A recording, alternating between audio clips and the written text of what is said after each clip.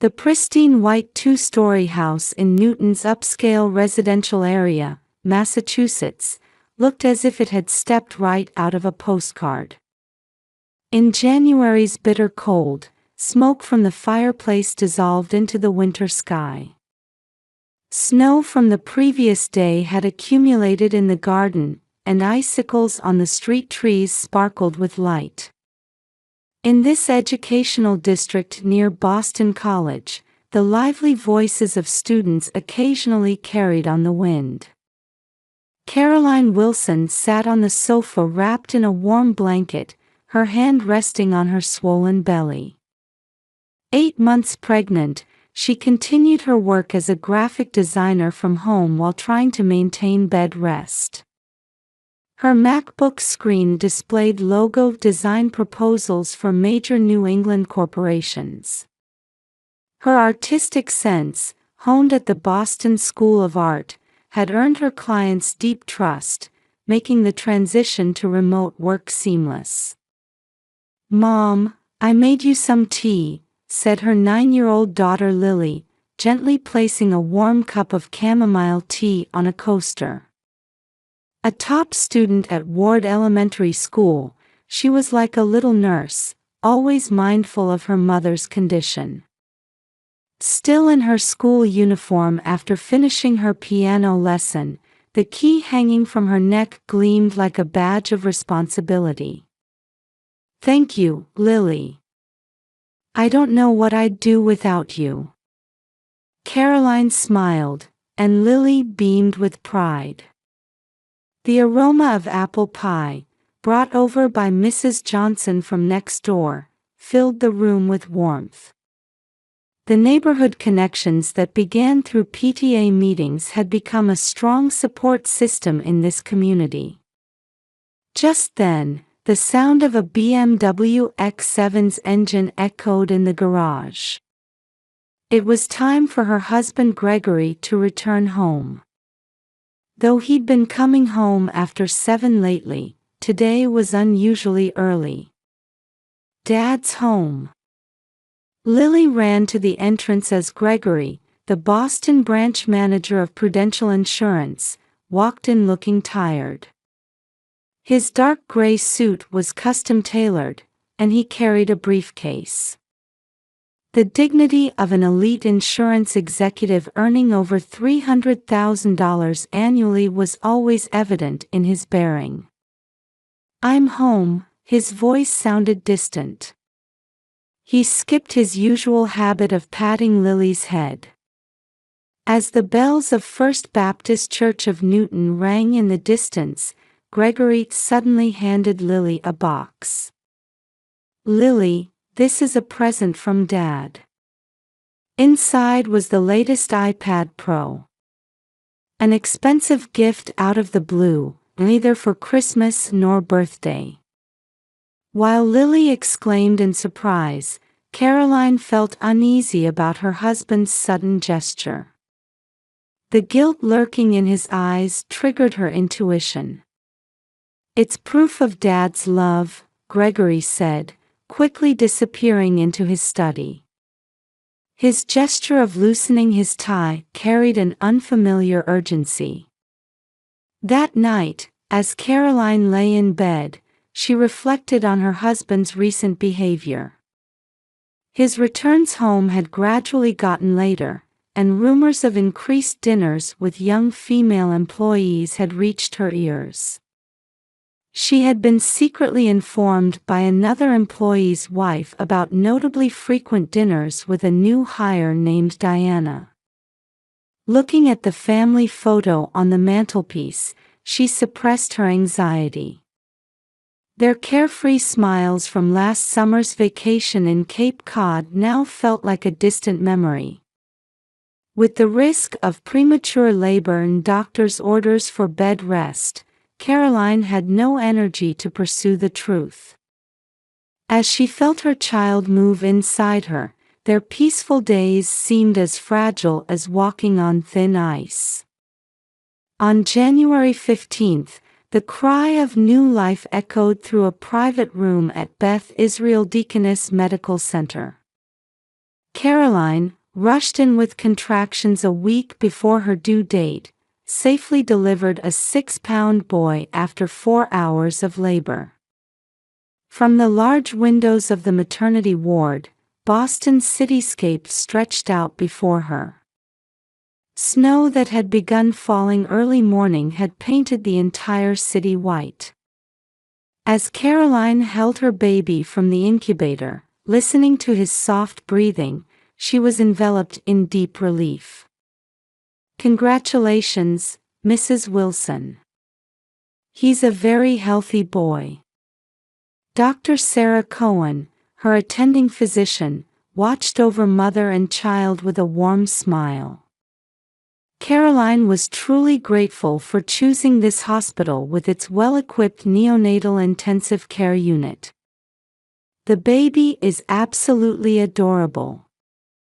Jane Smith, a fellow PTA member who visited the room, gazed tenderly at the baby.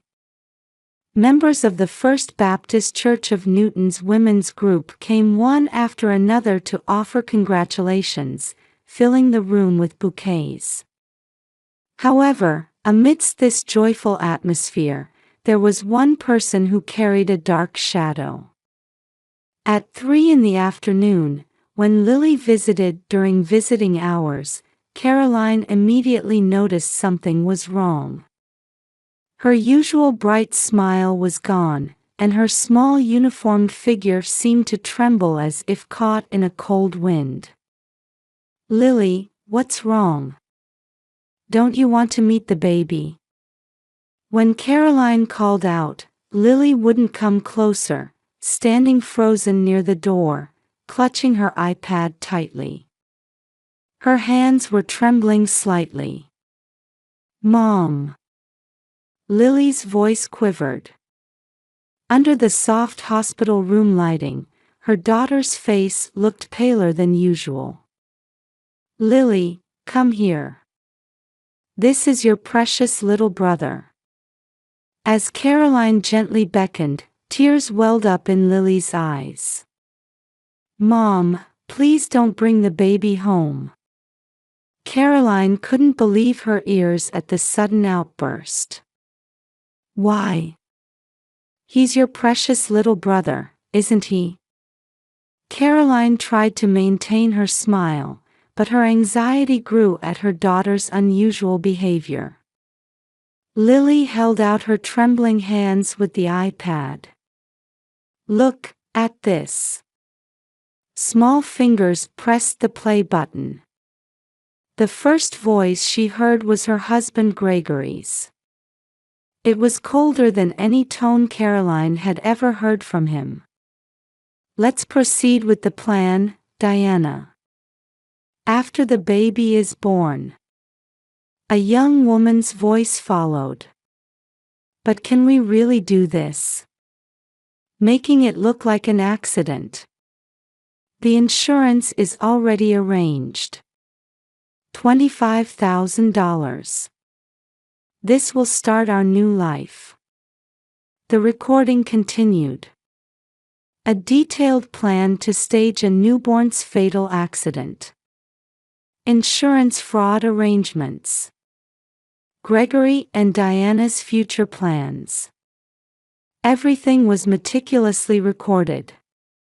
The color drained from Caroline's face. The baby's fussing in her arms seemed to come from far away. Outside the hospital room window, the snow was intensifying. The Boston cityscape viewed from the 10th floor seemed to dissolve into white fog. Just then, a long, sharp ambulance siren echoed from the direction of the nurse's station. "Mom. I was scared." Lily's voice broke the frozen air. "Dad changed, but I thought no one would believe me without evidence." Caroline gently laid the baby in bed and held Lily tightly. Her daughter's small body was trembling. The thought of a 9-year-old girl carrying such pressure alone made her chest tighten. "You did so well, Lily." You did so very well." In her mother's arms, Lily's tears began to flow uncontrollably. All her fear, anxiety, and desperate desire to protect her mother and brother were finally released. On the bed, the newborn baby breathed peacefully, unaware of anything. Caroline's heart froze at the fact that this innocent life had almost been taken away. "Lily, Mommy will definitely protect you and the baby." Caroline pressed the nurse call button with trembling hands. First, she needed to contact the hospital's social worker. Then the police. She needed to submit evidence and request emergency protection for mother and children. In Caroline's mind, plans for the next steps were already being calmly assembled. "Lily, can you tell me everything?"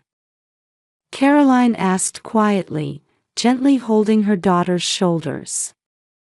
The room's curtains were drawn, and social worker Julia Morrison sat in a chair, supportively close to mother and daughter. "I first noticed," Lily began in a trembling voice. In her small eyes floated memories she hadn't been able to confide in anyone until now. "It happened 2 weeks ago." Lily returned home earlier than usual after her after-school piano lesson at Ward Elementary School. When she noticed unfamiliar women's high heels at the entrance, anxiety had already sprouted in her heart. "I heard Dad's voice, but his laughter was different." From the living room leaked her father's voice, unlike any she'd heard before. Lily, who had taken up video editing on her iPad as a hobby 3 months earlier, instinctively started the recording app. It was less childlike curiosity than a premonition that something serious was happening. That person's name was Diana. She seemed to be from Dad's company. The social worker carefully took notes of Lily's testimony. Outside the window, dusk was creeping over Boston. From the first recording, Lily gradually documented her father's changes. Diana visiting their home twice a week. Intimate conversations in the living room. And gradually, the horrifying details of the plan emerged. Dad said it was the perfect plan. Lily's voice broke off. To make it look like an accident right after the baby was born. Caroline closed her eyes involuntarily. Her husband's plan to murder their newborn child. The inhumanity of it froze her heart. The night before Mom went to the hospital, they were having their final meeting. Lily operated the iPad with trembling hands and played the decisive recording. There, the detailed plan for insurance fraud was meticulously recorded. The procedure for staging the newborn's fall accident, claiming the high insurance payout.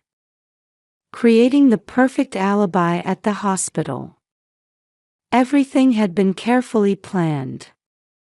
I was scared, but I knew I had to protect the baby. Large tears fell from Lily's eyes. Her small body trembled in her mother's arms. Social worker Julia maintained her professional composure, but deep sympathy showed in her eyes. "Lily, you're such a brave girl. But why didn't you tell anyone until now?" Caroline asked gently while stroking her daughter's hair. Lily hesitated for a moment, then answered in a small voice. "I was worried about the baby in your tummy. The doctor said Mom needs rest, remember?"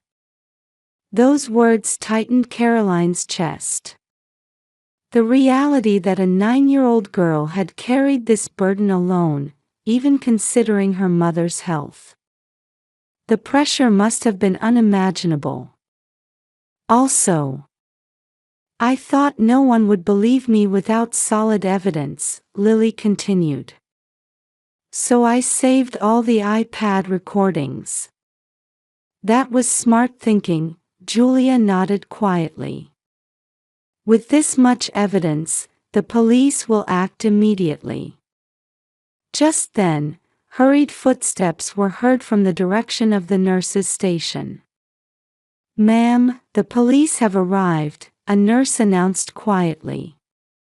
Caroline took a deep breath. "Lily, things might get a bit difficult from here. But Mommy will definitely protect you and the baby." Beyond the hospital room door, detectives from the Newton Police Department were already waiting. Gregory still didn't know his plan had been exposed. He must be at work now, going about his business as if nothing was wrong. "Ma'am, may we take your daughter's statement?" a police officer asked politely. Caroline nodded silently. Her heart was already steeled for the long battle ahead. The baby, wrapped in a warm blanket, continued to breathe peacefully, unaware of anything. "Lily, you're truly an amazing daughter," Caroline embraced her daughter tightly. "Mommy is so proud of you." In the hospital room overlooking Boston's cityscape, mother and daughter held hands tightly. The Massachusetts Supreme Court courtroom was filled with a solemn atmosphere.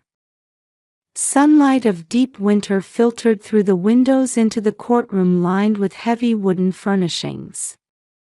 Lily's small back stood straight with tension at the witness stand. Events had moved faster than expected. Gregory's arrest came just 4 hours after Lily's revelation at the hospital. Detectives who appeared at the Prudential Insurance office apprehended branch manager Gregory Wilson amid the shocked expressions of employees. Diana Collins was arrested the same day at her family home in Connecticut. When did the witness first notice the anomaly that led to this incident? Prosecutor Michael Brown's voice echoed through the courtroom. 2 weeks ago. Though small, Lily's voice was clear. "From the day Dad suddenly gave me an iPad." The house search revealed further evidence. Multiple life insurance policies found in Gregory's study. Notes detailing future plans with Diana. And a detailed manual for staging the accident. Everything had seemed like a perfect plan. "Why did you start recording?" Lily glanced momentarily at her mother sitting in the courtroom. Caroline nodded slightly in encouragement. The baby was being cared for by Caroline's mother. Dad had changed. The kind dad became a cold person. The prosecution carefully established the legitimacy of Lily's recordings. The results of voice analysis. The consistency of recording dates and times. And the specificity of the content. All completely negated any possibility of fabrication or manipulation. When did the defendant Gregory Wilson begin planning the murder? The prosecutor's question was answered by Diana on the witness stand. She had already agreed to a plea deal with the prosecution. From last October. When Gregory learned of his wife's pregnancy, the plan. A shock ran through the courtroom. Judge John Murphy listened to the testimony with a stern expression. "Why did you participate in such a plan?" "Gregory promised us a future. Said we'd start a new life with the insurance money." Diana's testimony revealed the full scope of the incident. The total life insurance Gregory had contracted was $250,000. The plan was to stage the newborn's death by falling and fraudulently obtain the insurance money. With that money, the two planned to start a new life. But did you really believe this plan could be executed? Diana's expression crumbled at the prosecutor's pursuit. At first I thought it was a joke. But Gregory was serious. He promised to pay off my family's debts too. In the corner of the courtroom, Caroline quietly closed her eyes. 15 years of marriage. The home they had built together. Everything was about to crumble before her husband's calculating desires. Next, please explain the circumstances of the insurance contracts. The prosecution meticulously exposed Gregory's insurance fraud plan. Contracts with multiple insurance companies. Unnaturally high coverage amounts. Everything was built up as a complete chain of evidence. The defense tried to argue the illegality of the recordings, but it was determined there was no illegality in Lily's recordings made within their home.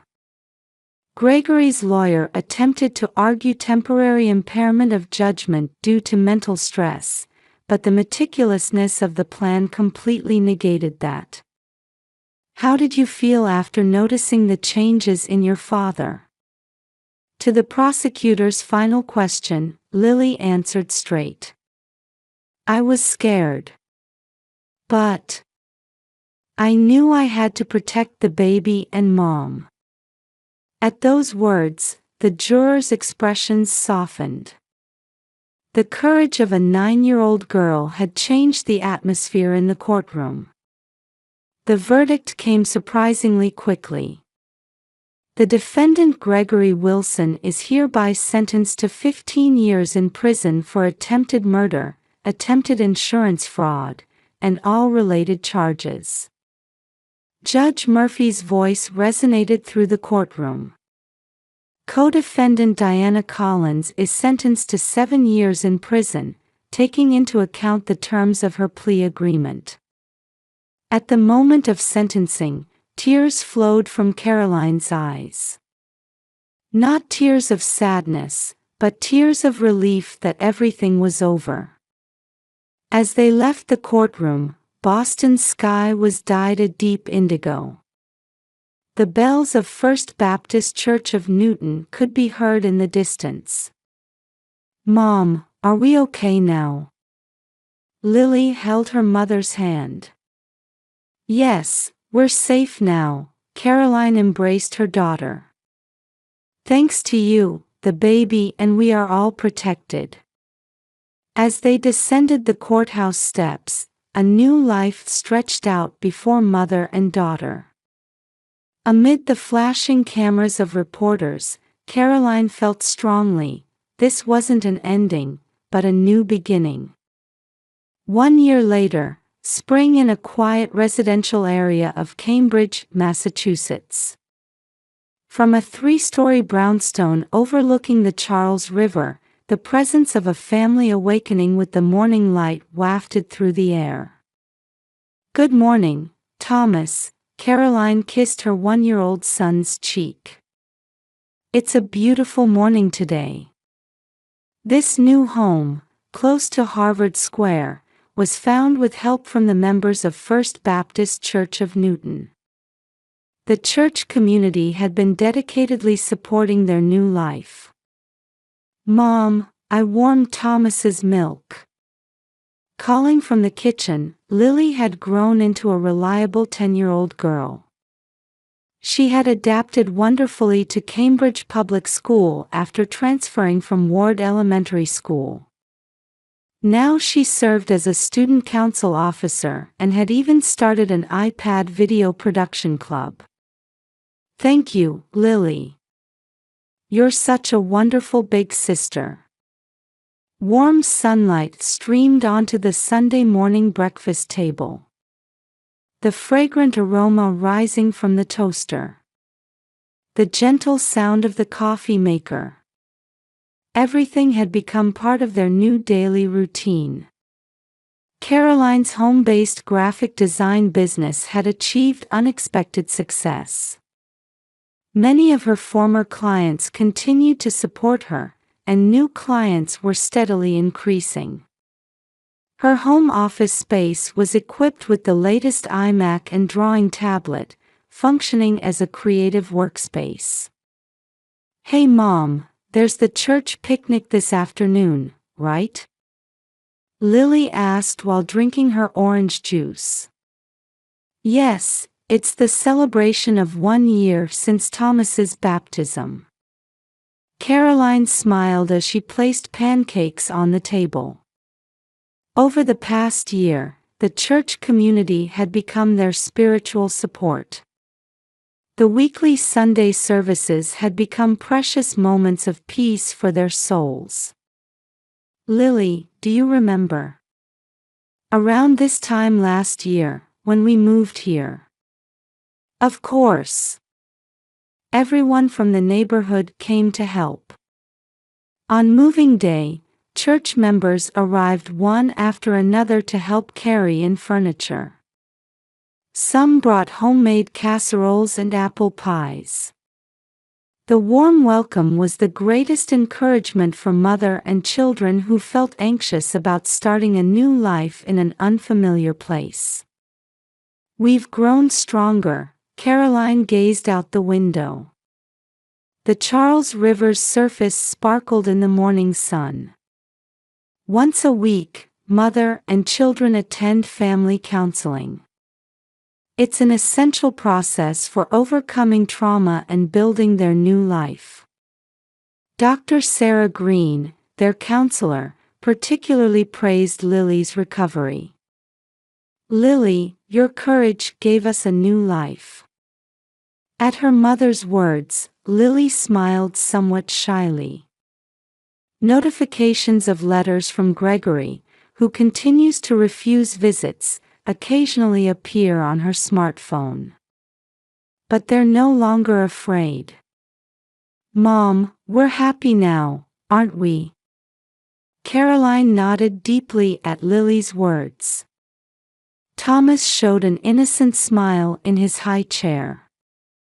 His gestures sometimes heal the hearts of mother and daughter. While preparing for the afternoon picnic, Caroline offered a private prayer. Gratitude for these peaceful days. Blessings for family bonds.